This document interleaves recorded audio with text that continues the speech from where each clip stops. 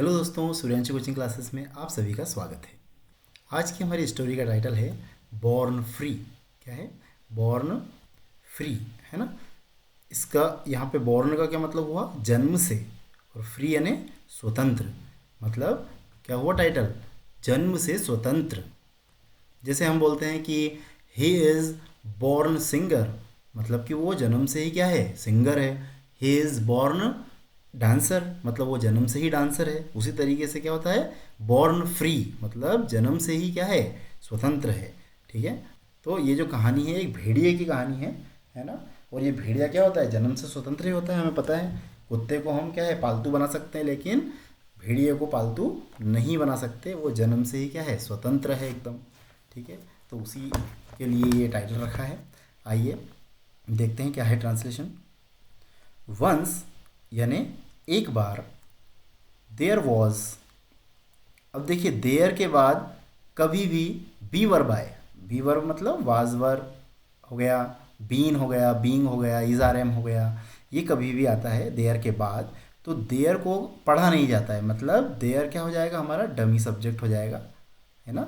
Sentence में आपको इनको क्या करना था? वुल्फ का या भेड़िए का इंट्रोडक्शन देना था, है ना। तो इंट्रोडक्टरी सब्जेक्ट या डमी सब्जेक्ट इन्होंने लगा दिया। इसका इस्तेमाल सिर्फ इतना सा है, इसका अर्थ कुछ नहीं निकलता है। तो देयर वॉज का मतलब हम केवल क्या पढ़ेंगे? था। ठीक है। देयर का कोई मतलब नहीं निकलेगा, वॉज का मतलब होता है था। तो हम यही बोलेंगे, है ना। केवल वॉज के बारे में बोलेंगे कि इसका मतलब क्या है? था। तो हम एक साथ देयर वॉज को क्या पढ़ेंगे? केवल था। मतलब एक बार, है ना। वंस ने एक बार एक भेड़िया था। ठीक है, इतना बोलेंगे। He had not eaten, he had not eaten for days. ठीक है। अब हेड के साथ देखो, हेड के साथ वर्ब का थर्ड फॉर्म मतलब क्या हो गया? पास्ट परफेक्ट हो गया। पास्ट परफेक्ट मतलब कोई चीज़ हो चुकी है ना। कोई क्रिया हो चुकी है, उसके बारे में बताया जा रहा है। तो मतलब यहाँ पे क्या हुआ? ही यानी उसने, हैड नॉट ईटन मतलब नहीं खाया है, या नहीं खा चुका है, या फिर नहीं खाया है। फॉर डेज यानी कई दिनों से। फॉर डेज यानी दिनों से या कई दिनों से उसने नहीं खाया है।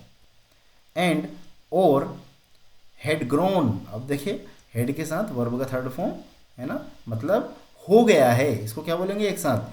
हो गया है। थिन यानी दुबला पतला। तो क्या हुआ कि एक बार, वंस यानी एक बार एक भेड़िया था।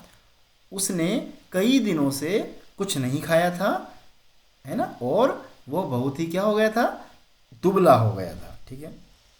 हिज सर्च यानी उसकी खोज, फॉर फूड यानी भोजन के लिए। उसकी खोज, जो भोजन के लिए खोज थी, है ना, वो लेड यानी ले गई। अब देखो, लीड क्या होता है? LEAD। लीड यानी क्या होता है? नेतृत्व करना, मार्गदर्शन करना या ले जाना। ठीक है, ले जाना। तो LED इसी का सेकंड फॉर्म क्या होता है? लेड। ठीक है, LED। तो ये क्या हुआ? मतलब कि क्या हो गया? उसकी जो खोज थी फॉर फूड यानी भोजन के लिए जो खोज थी, है ना, उसको आसपास कहीं भोजन मिल नहीं रहा होगा, तो वो भोजन करने कहीं गया होगा। तो उसकी जो भोजन की खोज है उसको ले गई। कहाँ ले गई? ही मैंने उसे आउट ऑफ यानी बाहर। आउट ऑफ यानी बाहर। किसके? आउट ऑफ द फॉरेस्ट यानी जंगल के बाहर ले गई।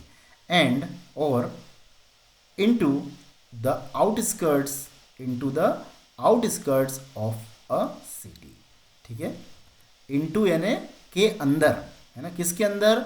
द आउटस्कर्ट्स मतलब इलाका, बाहरी इलाके को बोलते हैं आउटस्कर्ट्स ऑफ अ सिटी। मतलब शहर का जो बाहरी इलाका है उसमें जो है भेड़िया चला गया भोजन की तलाश में। ठीक है ना। अब देखो, ये जो LEAD है ना, तो जब भी इसका यूज़ जो है एज अ वर्ब हो, तो ये LEAD को अपन लीड पढ़ेंगे। क्या पढ़ेंगे? लीड। ठीक है। लेकिन LEAD का मतलब एक जो लेड होता है ना, एक धातु होती है लेड, उसको अपन क्या पढ़ेंगे? उसको लेड पढ़ेंगे, है ना। जब एज अ नाउन इसका यूज़ हो, मतलब उस धातु का जब नाम लिया जाता है, तो वहाँ पे इसी LEAD को ही लेड पढ़ेंगे। और वर्ब में इसको क्या बोलते हैं? लीड बोलते हैं। लीड यानी नेतृत्व करना, है ना, लीडरशिप जो होती है ना। तो लीड से ही बना है वो। अब देखो आगे क्या होता है? देयर देयर यानी वहाँ। अब देखो देयर यानी मैंने क्या पढ़ा यहाँ पे, वहाँ पढ़ा। यहाँ पे जो देयर था वो उसके बाद बी वर्ब थी, इसलिए इसका कोई मतलब नहीं निकला, ये डमी सब्जेक्ट हो गया, है ना। इसको हम पढ़ते नहीं, ठीक है। लेकिन यहाँ देयर के बाद आपको कहीं भी is are am was were या कोई भी बी वर्ब नहीं मिल रही है। तो जब नहीं मिल रही है तो इसको हम पढ़ेंगे हियर यानी यहाँ और देयर यानी वहाँ, ठीक है। तो क्या हो गया, वहाँ ही सा उसने देखा, ठीक है, उसने देखा, सी यानी देखना, और पास्ट में क्या होता है, वर्ब का सेकंड फॉर्म लगता है, तो पास्ट इंडेफिनिट टेंस है ना। तो आई ए की मात्रा के साथ बोलेंगे कि उसने देखा, है ना। अ बिग हाउस एक बड़ा घर, ठीक है।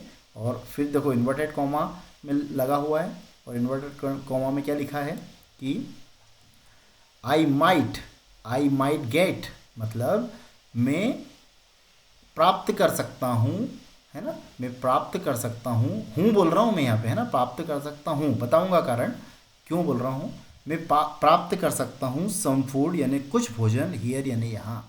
ही थॉट यानी उसने सोचा कि मैं यहाँ पे कुछ भोजन प्राप्त कर सकता हूँ, है ना। जैसे ही उसने बड़ा घर देखा तो उसके मन में ये ख्याल आया।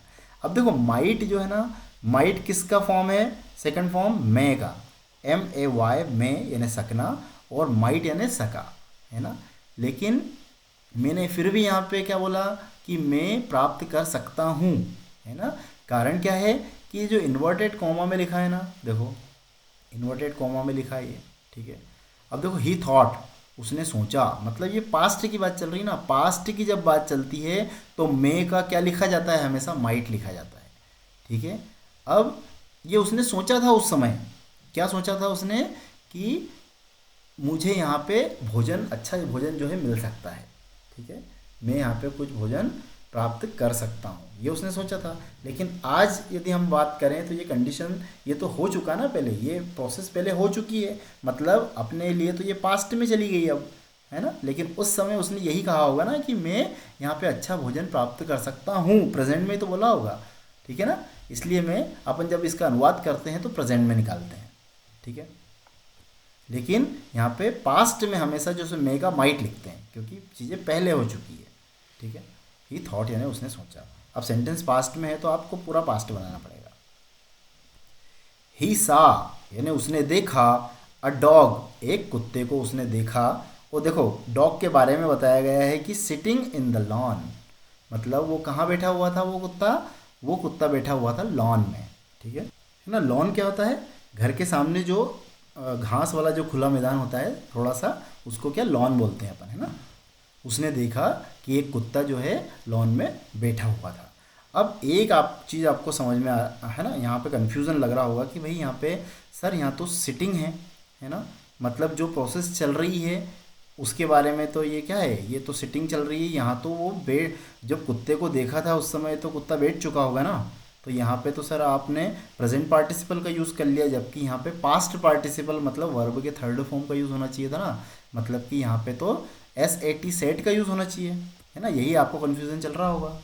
मेरी जो ट्रांसलेशन आप क्लासेस शुरू से यदि देख रहे होंगे तो आपको ये समझ आ रहा होगा, है ना। ये कन्फ्यूज़न ज़रूर आ रहा होगा कि सर यहाँ पे सिटिंग है, ये तो प्रेजेंट पार्टिसिपल है, कोई चीज़ प्रोसेस हो रही है उसके बारे में बताएंगे ना। तो अब यहाँ पे एक चीज़ मैं क्लियर कर दूँ कि जब भी हम किसी की पोजीशन के बारे में बात करेंगे, है ना, डॉग को उसने देखा तो डॉग की पोजीशन जो है वो क्या क्या हो सकती है, या तो हो सकती है सिटिंग, है ना, कि बैठते हुए देखा, या फिर मैं बोलूँ कि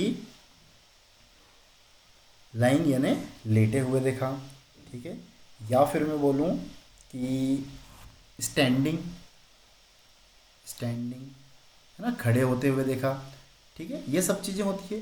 तो ये तो हो गई हमारी क्या, ये हो गई पोजीशन, क्या हो गई, पोजीशन, ठीक है। और एक चीज़ होती है कंडीशन, क्या होती है, कंडीशन। जैसे मैं बात करूं कि भाई कुत्ता जो है वो घायल था, क्या था, घायल था, तो घायल को क्या बोलूँगा, घायल को बोलूँगा इंजर्ड, है ना, इंजर्ड। या फिर बोलूँगा कोई ग्लास की कंडीशन क्या हो गई, जैसे वो टूटा हुआ है तो मैं क्या बोलूँगा, ब्रोकन, है ना, क्या बोलूँगा, ब्रोकन। या दरवाज़ा है तो क्या है, क्लोज्ड है, ठीक है। ये सब बोलूँगा ना, ये क्या होती है, कंडीशन होती है। तो कंडीशन की जब भी बात करें तो ये हमेशा किस में बोलते हैं, इसको हमेशा पास्ट पार्टिसिपल में बोलेंगे, मतलब वर्ब के थर्ड फॉर्म में बोलेंगे। और जब अब जैसे डॉग की हमको क्या बताना था, डॉग की पोजीशन के बारे में बता रहा था, है ना, बताना है कि डॉग को किस किस प्रकार से देखा, किस पोजीशन में देखा। तो सिटिंग यानी बैठते हुए देखा, है ना, लेटे हुए देखा, खड़े हुए देखा।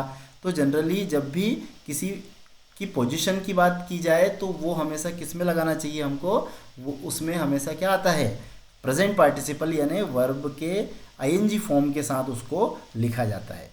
तो यहाँ पे जो है उसको बैठे हुए देखा, हम बोल भले ये रहे हैं कि बैठे हुए देखा, लेकिन यहाँ पे क्योंकि उसकी पोजीशन की बात हो रही है इसलिए हम आईएनजी फॉर्मेट में ही इसको लिखेंगे, है ना। ये जो कन्फ्यूज़न है काफ़ी सारे लोगों को होता है, लेकिन आज मैंने यहाँ पे आपको क्लियर कर दिया है पोजीशन और कंडीशन के बारे में, समझ गए। तो यहाँ पे जब भी ऐसा हो कि उस, है ना, कुत्ते को कैसे देखा, लॉन में बैठे हुए देखा, तो भले ही बैठे हुए मतलब भले ही वो प्रोसेस हो चुकी है, बैठ चुका है, लेकिन फिर भी हम लगाएंगे उसके पोजीशन के कारण उसको सेटिंग ही लिखेंगे, है ना। ये क्लियर हो गया होगा। आगे देखो, द डॉग बार्क्ड, है ना, तो कुत्ता भौंका, एट द वुल्फ यानी किस पे, वुल्फ पे या भेड़िए पर वो भौंकता है ना, या वो भौंका, है ना। यहाँ तक पूरी कहानी आपको समझ आ गई होगी, ठीक है।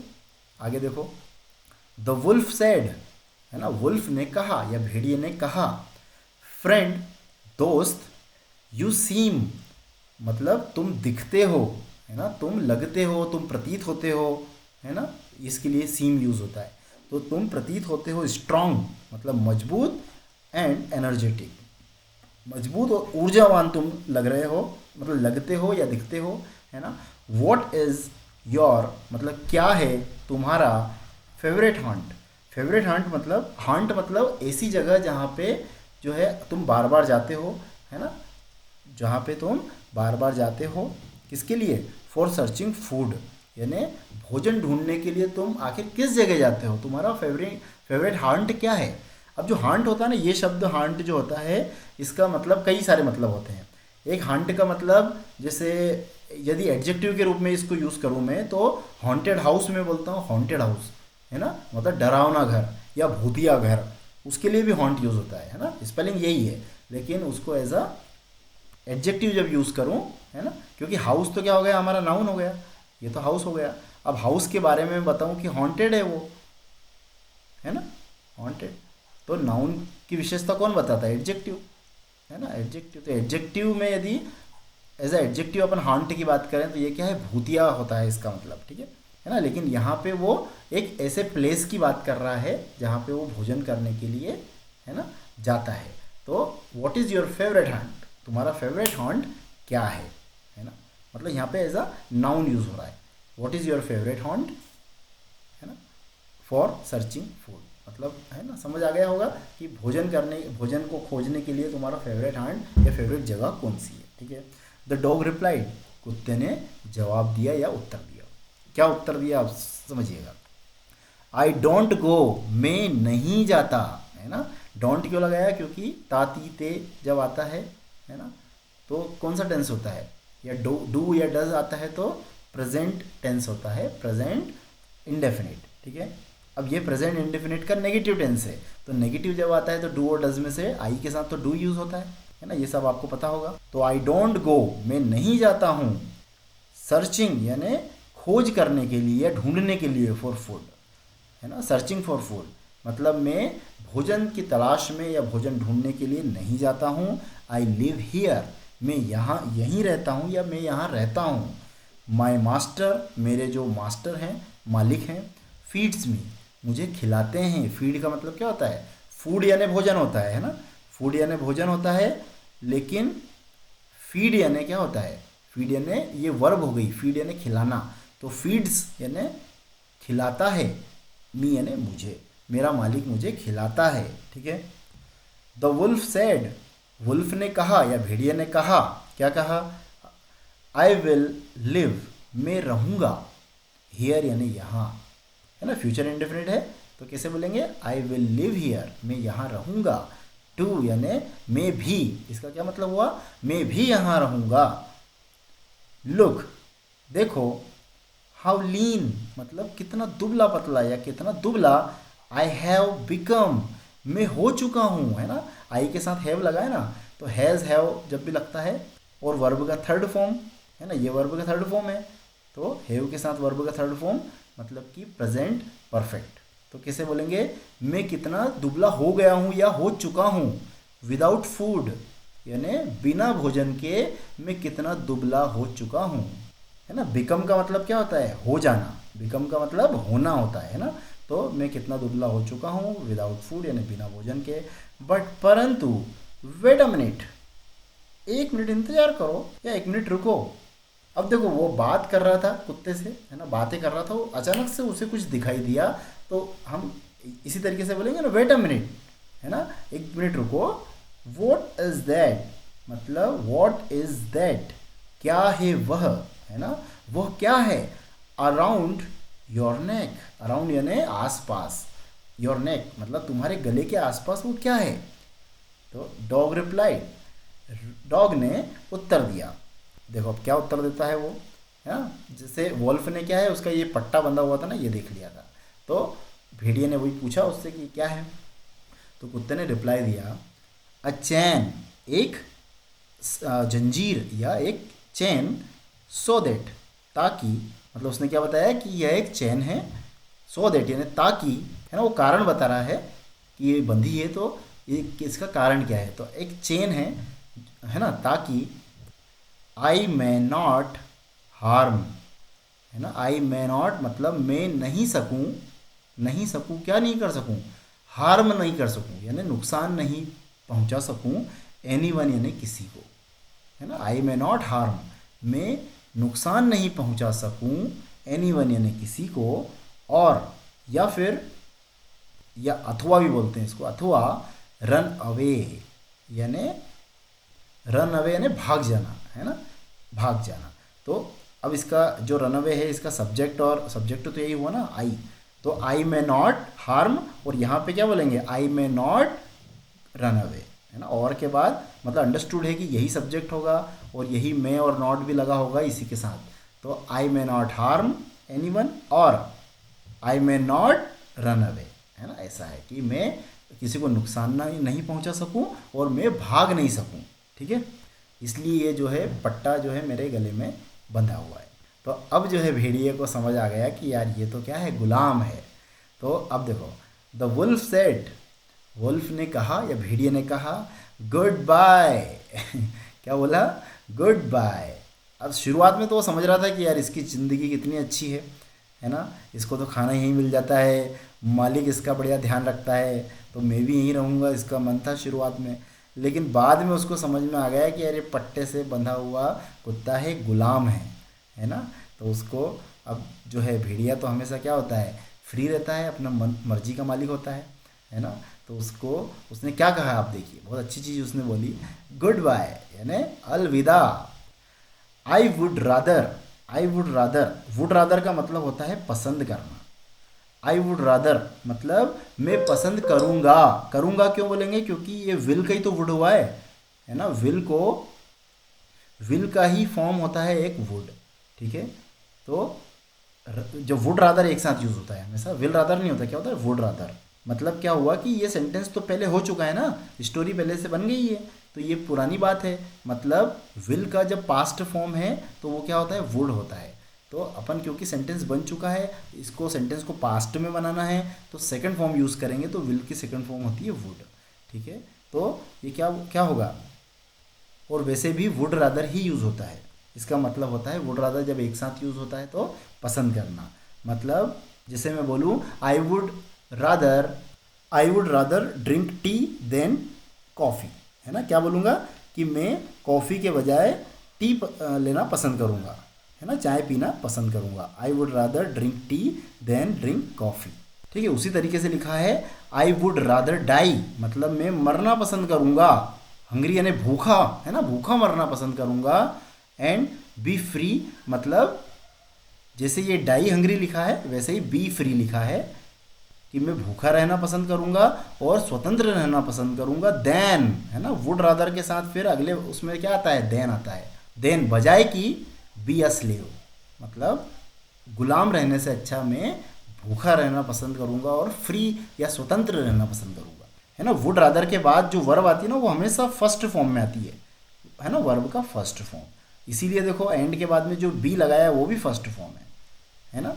बी फ्री और डाई हंगरी, है ना। उसने दो बार बोला, दो चीज़ें बोला, इसलिए दो बार ऐसे लिखे, है ना। एक डाई हंगरी होता तो भी चल जाता, लेकिन उसने दो चीज़ें बोली है कि I would rather die hungry and I would rather be free, है ना। ऐसे दो बार जो है एंड लगा है बीच में, इसलिए इसका मतलब इस तरीके से रहा, ठीक है।